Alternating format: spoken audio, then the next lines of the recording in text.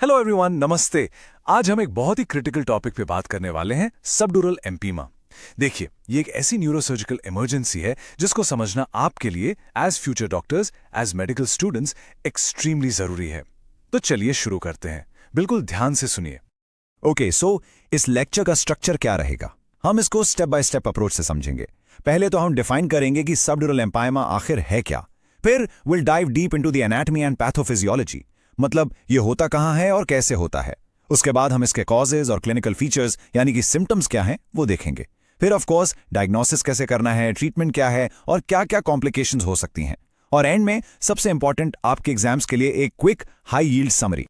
Alright, let's start with the very basics. पहला section, what exactly is a subdural empyema? जैसा इसका नाम suggest करता है, we are talking about a serious infection inside the skull, an intracranial infection. तो इसकी definition क्या है? देखिए, सबड्यूरल एम्पायमा बेसिकली एक लोकलाइज्ड कलेक्शन ऑफ पस है। पस यानी प्यूरुलेंट मटेरियल। अब सवाल है, ये पस कलेक्ट कहाँ होता है? ये कलेक्ट होता है सबड्यूरल स्पेस में। ये स्पेस है ब्रेन की दो प्रोटेक्टिव लेयर्स के बीच में, a layer called the dura mater and another called the arachnoid mater. इन दोनों के बीच में पस का इकट्ठा हो जाना, that is subdural empyema. Simple. And let me be very clear, ये कोई माइनर इन्फेक्शन नहीं है। This is a life threatening condition. इसमें अगर डायग्नोसिस में थोड़ी सी भी देरी हुई या ट्रीटमेंट शुरू करने में टाइम लग गया तो रिजल्ट्स कैटास्ट्रोफिक हो सकते हैं। We are talking about permanent neurological damage and even death. इसीलिए इस स्लाइड का टेक अवे क्या है? Early diagnosis and emergent intervention are absolutely key. अच्छा, एक बहुत ही कॉमन कंफ्यूजन पॉइंट है जो स्टूडेंट्स फेस करते हैं, वो इंट्राक्रेनियल इन्फेक्शंस को मिक्सअप कर देते हैं। तो चलिए इसको क्लियर करते हैं। इस टेबल पे ध्यान दीजिए। देखिए, एपिड्यूरल एब्सिस कहाँ होता है? स्कल और ड्यूरा के बीच, राइट?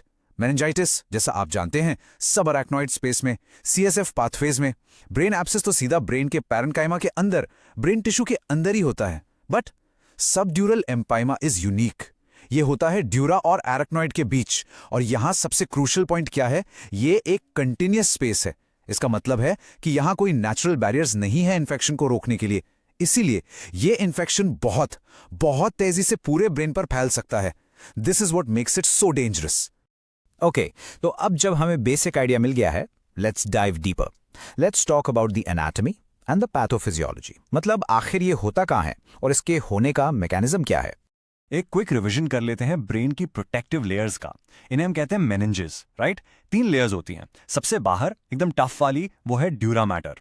उसके नीचे बीच में एक डेलिकेट सी लेयर है द अरेक्नॉइड मैटर। और सबसे अंदर जो ब्रेन सरफेस से बिल्कुल अटैच रहती है वो है बाया मैटर, DAP, याद रखने के लिए। तो अब हम फोकस करते हैं उस स्पेस पे जहां प्रॉब्लम शुरू होती है, द सबड्यूरल स्पेस। जैसा हमने पहले डिस्कस किया, ये ड्यूरा और एरेक्नॉइड मैटर के बीच का एक पोटेंशियल स्पेस है। और मैं इस पॉइंट को फिर से स्ट्रेस करना चाहता हूं। इसकी सबसे डेंजरस प्रॉपर्टी क्या है? It is a continuous cavity. यहां कोई कंपार्टमेंट्स, कोई पार्टीशंस, कोई बैरियर्स नहीं है। और इसका सीधा मतलब यह है कि अगर इस स्पेस में इन्फेक्शन आ गया तो वो रुकेगा नहीं, वो पूरे ब्रेन के सरफेस पर एक आग की तरह तेजी से फैल जाएगा। तो ये इन्फेक्शन इस स्पेस तक पहुंचता कैसे है? What is the pathway?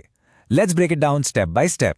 Step 1, कहीं और इन्फेक्शन शुरू होता है, टिपिकली बॉडी के पास ही में, जैसे कि पैरानेजल साइनोसाइटिस या कान में इन्फेक्शन, ओटाइटिस मीडिया। स्टेप 2, यहां से इन्फेक्शन ट्रेवल करता है। कैसे? थ्रू स्पेशल वेन्स जिन्हें हम वाल्वुलस डिप्लॉइक वेन्स कहते हैं। इस प्रोसेस को हम कहते हैं रेट्रोग्रेड थ्रोम्बोफ्लेबाइटिस। इसका मतलब infected blood clot blood flow के अगेंस्ट उल्टा ट्रैवल करके सीधा सबड्यूरल स्पेस में पहुंच जाता है। स्टेप 3, एक बार वहां पहुंच गए तो बैक्टीरिया मल्टीप्लाई करते हैं और पस बनाते हैं। That's your empyema. और फाइनली स्टेप 4, ये पस का कलेक्शन बढ़ता जाता है, इंट्राक्रेनियल प्रेशर को बढ़ाता है और नीचे जो डेलिकेट ब्रेन है उसको कंप्रेस करना, उसको दबाना शुरू कर देता है। Alright, now that we understand the how, let's talk about the why and the what. मतलब इसके कॉमन कॉजेज क्या हैं और आपके पास जो पेशेंट आएगा उसमें आपको क्या क्लिनिकल फीचर्स, क्या सिम्टम्स देखने को मिलेंगे। सबसे कॉमन कॉज जो आपको याद रखना है, specially in adults, is paranasal sinusitis, और उसमें भी स्पेसिफिकली फ्रंटल साइनोसाइटिस। अब आप सोचेंगे साइनोसाइटिस से सीधा ब्रेन इन्फेक्शन कैसे? वेल, ऐसे इसलिए क्योंकि जो फ्रंटल साइनस है उसकी लोकेशन ब्रेन के बहुत पास है और उनकी जो वीनस ड्रेनेज है वो सीधा इंट्राक्रेनियल वेन से कनेक्ट करती है। इसके अलावा ऑफ कोर्स कान का इन्फेक्शन यानी ओटाइटिस मीडिया या उसके पीछे मैस्टोइडाइटिस हेड ट्रॉमा के बाद हो सकता है, किसी न्यूरोसर्जरी के बाद एज अ कॉम्प्लिकेशन, और हाँ, छोटे बच्चों में इन्फेंट्स में ये मेनिंजाइटिस का एक कॉम्प्लिकेशन भी हो सकता है। ओके, अब बात करते हैं माइक्रोबायोलॉजी की। आखिर इस इन्फेक्शन के पीछे कल्प्रिट कौन से बैक्टीरिया हैं? Commonly you'll find Streptococcus species, staphylococcus Orius बहुत कॉमन है। साथ में एनारोबिक बैक्टीरिया भी मिलते हैं और कभी कभी ग्राम नेगेटिव बैसिलाई भी। ये जानना जरूरी क्यों है? क्योंकि इसी के बेसिस पर हम अपनी एंटीबायोटिक थेरेपी प्लान करते हैं। We need to cover all these possible culprits. So let's paint a picture of the patient.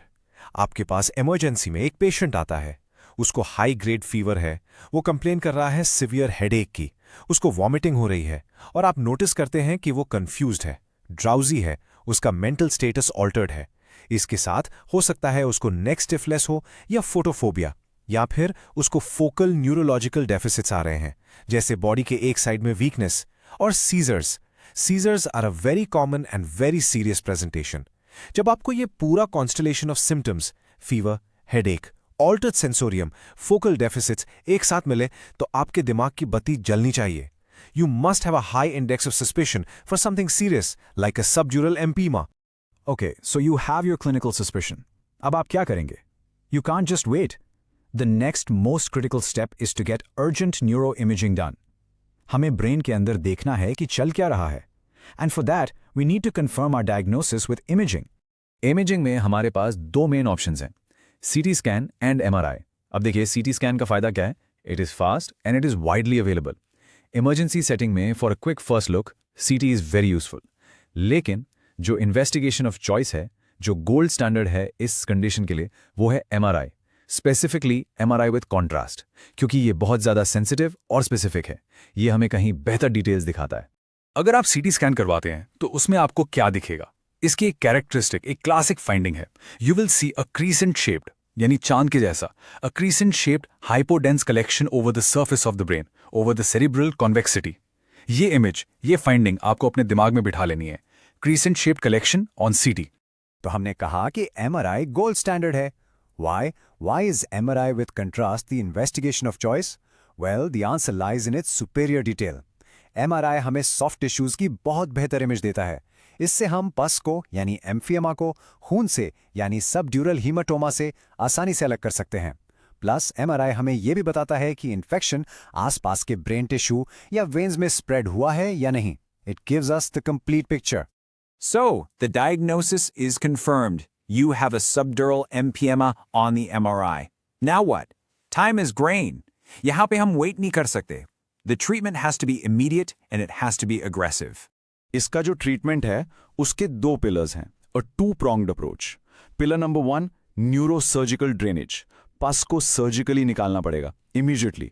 ये क्रेनियोटमी करके यानी बोन फ्लैप उठा के या फिर बर होल्स बनाकर किया जाता है। The goal is simple, get the pus out and relieve the pressure on the brain.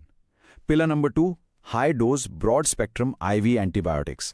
Surgery के साथ साथ हमें इन्फेक्शन को सिस्टमैटिकली भी फाइट करना है, और ये दोनों चीजें, आई रिपीट, दोनों चीजें एक साथ करनी है। सिर्फ सर्जरी काफी नहीं है और सिर्फ एंटीबायोटिक्स काफी नहीं है। दे गो हैंड इन हैंड। अब जब तक आपके पस कल्चर की रिपोर्ट आती है, आप वेट तो नहीं कर सकते, so we start with empiric antibiotics. A common regimen, for example, would be a combination of a third-generation cephalosporin, like ceftriaxone. इसके साथ हम metronidazole ऐड करते हैं to cover the anaerobes, और Staph aureus, a very common culprit, उसको cover करने के लिए vancomycin देते हैं। इतना सब कुछ करने के बावजूद भी, even with prompt treatment, this is a very serious disease. Complications can still occur. क्या हो सकता है? ब्रेन में स्वेलिंग हो सकती है, यानी सेरिब्रल एडीमा। ब्रेन की वेन्स में क्लॉटिंग हो सकती है, जिसे हम वीनस साइनस थ्रोम्बोसिस कहते हैं। हाइड्रोसेफेलस डेवलप हो सकता है, सीजर्स आ सकते हैं, और सबसे दुख की बात, पेशेंट को परमानेंट न्यूरोलॉजिकल डेफिसिट्स रह सकते हैं, जैसे एक साइड की वीकनेस या speech problems, and in the worst cases it can still lead to death. This list of complications right here, this is why every minute counts in this disease.